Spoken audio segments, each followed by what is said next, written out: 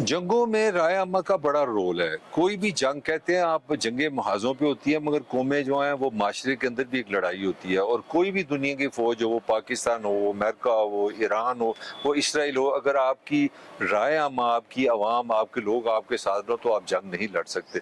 इंसानी तारीख यही बताती है कि दुनिया में जितनी भी जंगें हुई हैं उसमें जो सूरत हाल देखने में आई है उसमें हमेशा ये नज़र आया कि जो कौमें अपनी फ़ौज के साथ होती हैं वहाँ फ़ौज को एक एनर्जी मिलती है, वो जंगें होती हैं। ये जो जंग हो रही है इस वक्त ईरान, इसराइल और अमेरिका की, इसमें कहीं भी पब्लिक ओपिनियन जो है वो अमेरिका और इसराइल के हक में नहीं है। और इस वीलॉग में हम 4 मुख्तलिफ जो पब्लिक ओपिनियन है उन पर बात करेंगे कि ईरान की इस जंग का अमेरिका की आवाम जो है, अमेरिका के अंदर जो पब्लिक ओपिनियन है वो क्या कह रहा है। हम इस पर बात करेंगे कि इसराइल का पब्लिक ओपिनियन क्या है, और हम बात करेंगे कि ईरान के अंदर पब्लिक ओपिनियन क्या है, और आखिर में हम ये भी बात करेंगे गल्फ के जो 6-7 अरब ममालिक हैं वहाँ का पब्लिक ओपिनियन क्या है। तो शुरू करते हैं अमेरिका में। सबसे बड़ा जो इस वक्त अमेरिकी तारीख में सबसे ज़्यादा, ये कमाल की बात है, अगर आप फर्स्ट वर्ल्ड वॉर से चलें तो मैं आज स्टडी कर रहा था तो सेकेंड वर्ल्ड वॉर में, जब सेकेंड वर्ल्ड वॉर के इब्तदाई दिनों में अमेरिका के 97% लोग जो थे वो उस जंग के हक में थे। उन्होंने कहा जी ठीक है, हमारा जो मुल्क है, हमारी जो रियासत जंग कर रही है सही कर रही है। आगे आते हैं अफगानिस्तान वॉर, ये 2001 की बात है। 91%, 92% अमेरिकन जो थे वो इस वॉर के हक में थे। पब्लिक ओपिनियन अमेरिकन फौज और अमेरिकन रियासत के साथ था। फिर आते हैं पर्शियन गल्फ वॉर, ये 1991 में हुई है। 82% अमेरिकन लोग जो थे ना अपनी हुकूमत और फौज के साथ थे। आगे चलते हैं पनामा। पनामा की जो वॉर इन्होंने किया 1989 में, उसमें 80% अमेरिकन, 80% लोग जो थे वो इस हक में थे कि अमेरिका को लड़ना चाहिए, अमेरिकन फौज को जाना चाहिए। इराक वॉर 2003, इसमें 76% अमेरिकन जो थे वो अपनी फौज और अपनी रियासत के साथ थे कि हम ठीक है, हमें ये जंग करनी चाहिए, हम जंग में अपनी हुकूमत के साथ हैं। कोरियन वॉर 1950, इसमें 75% अमेरिकन जो थे वो फौज के साथ थे, रियासत के साथ थे, सदर अमेरिका के साथ थे 75%। कसोवो, ये 1999 की वॉर है जिसमें 58% अमेरिकन जो थे वो इसके हक में थे, वो इसकी मुखालफत में नहीं थी। ग्रेनेडा, ये भी एक छोटा सा मुल्क है, पिद्दी से एक आइलैंड है, ये वेस्ट इंडीज के पास है। इसमें 1983 में रेगन ने इन पे हमला किया था। इसमें 53% अमेरिकन थे जो इस जंग के हक में थे।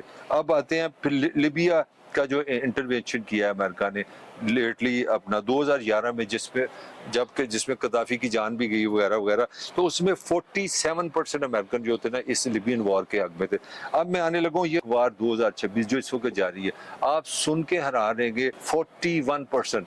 अमेरिका की मॉडर्न तारीख में सबसे कम पब्लिक ओपिनियन आया है।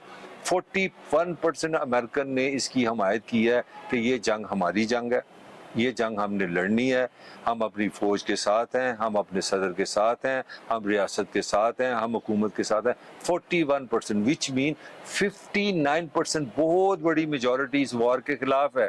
अभी ये 2 हफ्ते की वॉर हुई है, अभी ये लंबी जंग नहीं हुई, तो आप इमेजिन कर सकते हैं कि अगर यही वॉर जो है लंबी होगी तो पब्लिक ओपिनियन पता नहीं 41 से भी मेरा 21 हो जाएगा। तो ये अमेरिका के अंदर इस तरह कभी पहले नहीं हुआ। ये अमेरिका की मॉडर्न तारीख की सबसे ज़्यादा नाकाम वॉर है पब्लिक ओपिनियन वाइज। लोगों को कतन लोग इसके साथ नहीं है, और इसके साथ आपको भी ये भी सोचना पड़ेगा, जिस तरह के अब एक्सपर्ट कह रहे हैं कि पहले जो हफ्ता है अमेरिका का खर्चा $1 बिलियन अ डे रहा है वॉर पे। अब वो कह रहे हैं अगर ये जंग फैलती गई, बड़ी होती गई, तो ये खर्चा $2 बिलियन अ डे हो जाएगा।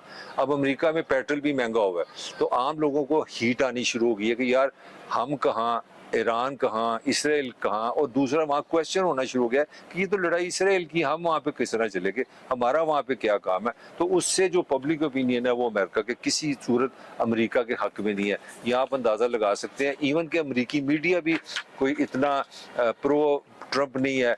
मीडिया की अक्सरियत जो है, मेजॉरिटी है पब्लिक ओपिनियन, वो वार के हक में नहीं है। कांग्रेस भी लगता है शायद ये बिल मंजूर नहीं करेगी कि इतना पैसा हम वार के लिए देने के लिए तैयार हैं। तो मीडिया देख लें, महंगाई की सूरत हाल देख लें, ट्रंप की पॉपुलैरिटी भी कम हुई है। तो इस सारी सूरत हाल में अमेरिका का जो पब्लिक ओपिनियन है वो इस वार के साथ नहीं है। आगे चलते हैं इसराइल। इसराइल के साथ सबसे बड़ा जो कमाल हुआ है तारीख में, पहली दफ़ा इसराइल में ये चीज़ اسرائیلی عوام کو یہ سمجھ آئی ہے کہ ہمیں جو بتایا گیا تھا نا کہ ہمارے چاروں طرف ایک لوہا لگا ہوا ہے، ہم نے ایک لوہے کا دروازہ بنا دیا، ہم پہ کوئی اٹیک نہیں ہو سکتا، ہم پہ میزائل نہیں آ سکتا، ہم پہ ڈرون نہیں آ سکتا۔ ایران نے وہ غلط ثابت کر دیا۔ آج کے اسرائیل میں اس وقت وہاں پہ ہر آدھے گھنٹے کے بعد، ہر گھنٹے کے بعد سائرن بجتا ہے، بلکہ 24 گھنٹے کہتے ہیں وہاں کے لوگ، جو انفارمیشن آ رہی ہیں صحافیوں کی، وہ کہتے ہیں کہ ہر وقت ٹیلی فون پہ ہر بندے کو یہ میسج آ رہا ہے، الرٹ، پناہ گاہ میں چلے جاؤ۔ پناہ گاہ اسرائیل بھرا ہوا ہے، 100 فٹ نیچے انہوں نے پورے شہروں میں نیچے پناہ گاہ بنائی ہیں، جو ہی وہ ہر وقت سائرن بولتے رہتے ہیں، الرٹ آتے رہتے ہیں۔ ابھی لوگ جا کے اپنی پناہ گاہ میں جاتے ہیں، تھک کر کے رونا کے ہو کے جب باہر نکلتے ہیں تو اگلی جناب سائرن آ جاتا ہے پھر واپس۔ تو لوگ ایک طرح کے وہاں پہ بھی پہلی دفعہ ذہنی مریض بن گئے ہیں۔ انہوں نے اس طرح کی بے بسی نہیں دیکھی تھی، انہوں نے اسرائیل کی ہمیشہ طاقت دیکھی تھی۔ اب تل ابیب پہ جو حملے شروع ہیں کل پرسوں جو انہوں نے کیے ہیں، بدھ کو کیے ہیں، بدھ کی رات کو کیے ہیں، اب کنسسٹنٹلی جو ان کے بڑے بڑے شہر ہیں جہاں پہ ان کی موساد کے دفتر ہیں، ڈیفنس کے دفتر ہیں، وہاں پہ اٹیک ہو رہے ہیں۔ تو اس وقت تقریباً جتنے بھی اسرائیلی شہر ہیں ان کی تاریخ میں اس طرح کبھی نہیں ہوا کہ ہر وقت وہاں پہ جناب آپ کو الارم بج رہے ہیں، سائرن بج رہے ہیں کہ جناب چلیں پناہ گاہ میں چلیں، گھر چھوڑ دیں، بزنس چھوڑ دیں، گاڑی چھوڑ دیں، جہاں پہ چھوڑ کے آپ چلے جائیں۔ تو اس سے لوگوں میں ایک اکتاہٹ آنی شروع ہو گئی ہے، لوگوں میں ایک پریشانی شروع ہو گئی، کیونکہ یہ تو جوتے کھانے تو لبنانیوں کا کام تھا، یہ تو لیبین لوگوں کا کام تھا، یہ تو فانی کا کام ہے وہ ذلیل ہوں، یہ تو فلسطینیوں کا کام تھا کہ وہ مارے کھائیں، اوپر جہاز آئے ان کو مارتے رہے، بے بسی سے ان کی ماں بھی مر جائے، بہن بھی مر جائے۔ یہ تو اسرائیلیوں کا کام نہیں تھا۔ اب یہ فرسٹ ٹائم ہوا ہے کہ اسرائیلی عوام کو جو ایک سائیکولوجیکل پروٹیکشن تھی وہ ختم ہو گئی ہے۔ وہ جو انہوں نے ایک آئرن ڈون بنایا تھا جی کہ ہمارے 3 لیول ہے، پہلا لیول اگر کو توڑے گا تو دوسرا لیول آ جائے گا فضا میں، دوسرا ٹوٹے گا تیسرا آ جائے گا۔ تو ایران نے اس کے لیے جو کمال کیا ہے وہ یہ کیا ہے کہ وہ جو ڈرون بھیج رہے ہیں وہ کلسٹر ہے، اور اس کے اندر جو میزائل بھیج رہے ہیں وہ کلسٹر میزائل ہے۔ کلسٹر کا کیا مطلب ہے کہ ایک میزائل جب پھٹتا ہے تو اس کے اندر سے 100-150 چھوٹے ننے منے بم نکلتے ہیں۔ اب وہ جو کلسٹر ہے اس کو پروٹیکٹ کرنے کے لیے آپ کو بے شمار پیسہ چاہیے۔ اب اگر ایک میزائل کو آپ نے روکنا ہے تو اس کے مقابلے میں آپ ایک میزائل بھیجیں گے، مگر یہاں تو جب کلسٹر وہ میزائل پھٹتا ہے تو وہ 100 بم بن جاتا ہے۔ تو اب آپ کو 100 میزائل چلانے پڑیں گے اس ایک ڈرون کو، ایک میزائل کو ختم کرنے کے لیے۔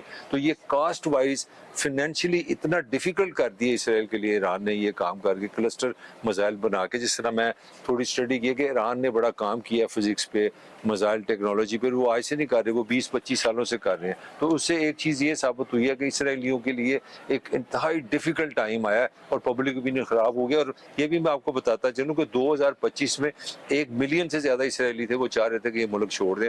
یہ تقریباً 9 ملین ہے، 90 لاکھ کے قریب ٹوٹل آبادی ہے۔ اور اس وقت کچھ لوگ ایکسپرٹ کہتے ہیں کہ اگر اسرائیل میں یہ اجازت دے دی جائے کہ آپ ملک چھوڑ سکتے ہیں فار گڈ، تو شاید 25% سے زیادہ لوگ، 25 سے 50% لوگ فار ایور اسرائیل چھوڑ دیں گے، کیونکہ وہاں لائف جو ہے وہ مشکل ہوگی ہے۔ تو یہ تھی اپنا صورتحال اسرائیل کی۔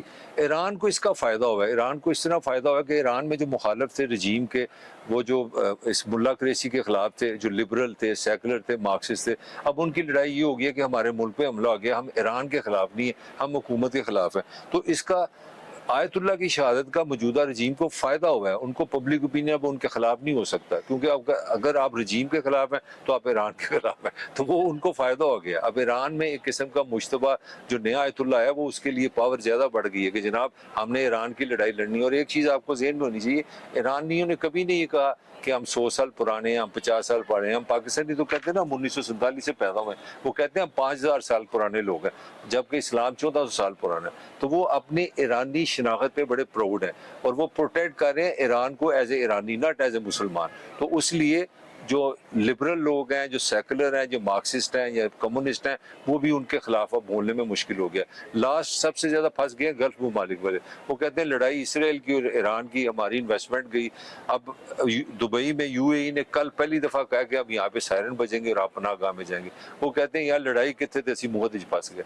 تو گلف کا بھی جو پبلک اوپینین ہے وہ بھی شدید اپنی حکومتوں کے خلاف ہو گیا۔